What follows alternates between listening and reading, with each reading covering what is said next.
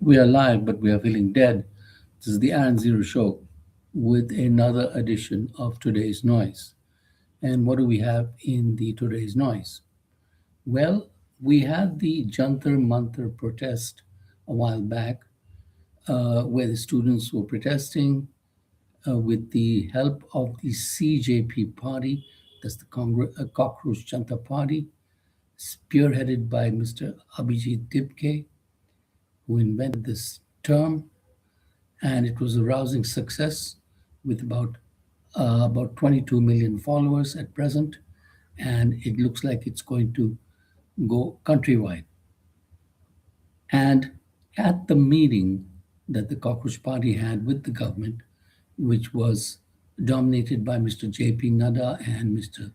Jitendra Singh, two BJP ministers, they reached an agreement that all the FIRs, that is, police challans against students, would be dropped because these were innocent students just protesting, and they have a right to protest under the law.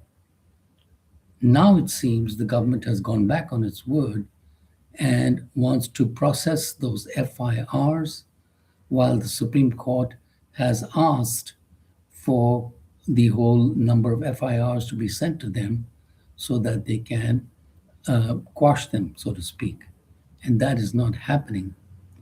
And so the spokesperson of the Cockroach Janta Party, Mr. Sarev Das, says that this looks like as if the government has not uh, given, not going to meet part of its deal, which was to not have the FIRs against the students, because these are innocent students who are protesting. Why should they have to go to court and this and that and have court cases against them? So that's where the matter stands, except that the Cockroach Janta Party has said that if the matter is not resolved, then there will be another nationwide protest meeting. And this time it will be much bigger because they've got a lot of followers in all the other states. And it will be a bigger problem for the government on hand, so to speak. So we hope that light will see day and day will see light, and everything will be smoothened out because these kids should not be facing jail time, they should just be facing college time. In other news, Sejad Poonawalla, the face of the BJP on the television debating stand, apparently has called it quits. And this is news of weird for me. He says that he has to pay the rent, and apparently, as a BJP spokesperson, he doesn't make any money, which sounds amazing to me because BJP is one of the richest parties and they can easily give him a couple of lakhs every month without a flutter in the wings, so to speak.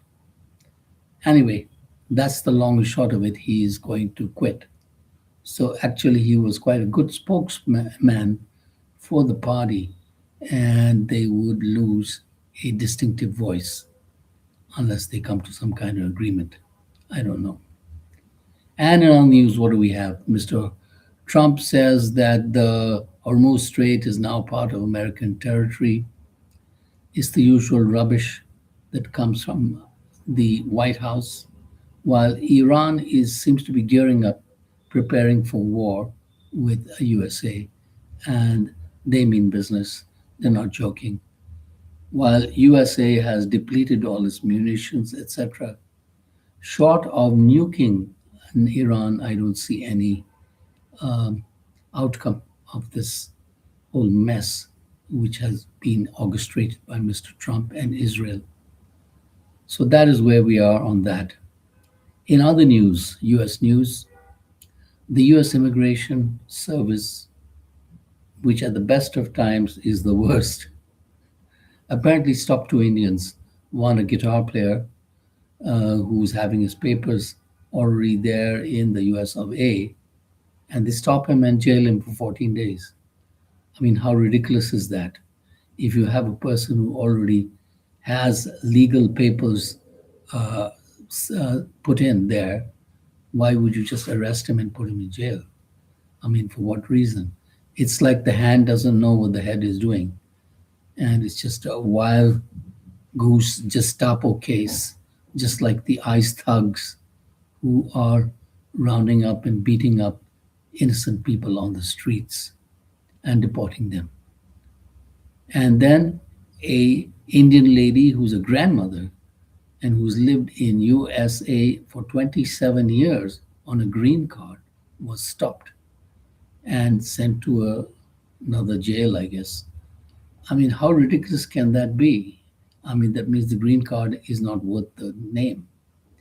I mean, if you have a green card, that is a legal permanent right to stay and work in the USA. And apparently, she was a special needs education teacher, helping special needs education kids. That's the last person you would want to arrest and put in some kind of jail. So the whole immigration service there needs to be revamped, reworked after Mr. Trump is gone. And they have to abolish the ICE, as has been said by many of the US politicians, starting with Ro Khanna, etc. It's a Gestapo group which is intent on terrorizing innocent people who have no legal recourse, and that is taking the free out of the freedom of USA. And it's a sorry state of affairs. What can I say? Been there, done that. So, but on the brighter side, I would have to say there are bright voices that are merging on the American political scene. One such voice is Senator John Ossoff. I think he's from Georgia. Very straight, clear cut, honest speaking man. And he would do good if he ran for president. Such is his clear eyed view of truth and wrong. The other person I see is James Tallarico of Texas, another very clear eyed person of where the truth is and where wrong is. And there are no middle lines or vague middle grounds as with the Trump administration. So these are people to look forward to. And isn't, as in the words of one commentator, America will repair itself. I think that is what is going to happen. And the midterm elections are around the corner. If they are not rigged or fixed or faxed, you will see a whole new establishment coming in through and new linen, and we will throw out the baby with the bathwater, and it'll be a good thing to do. So that's all we have for you. Subscribe by the billion. Thank you very much.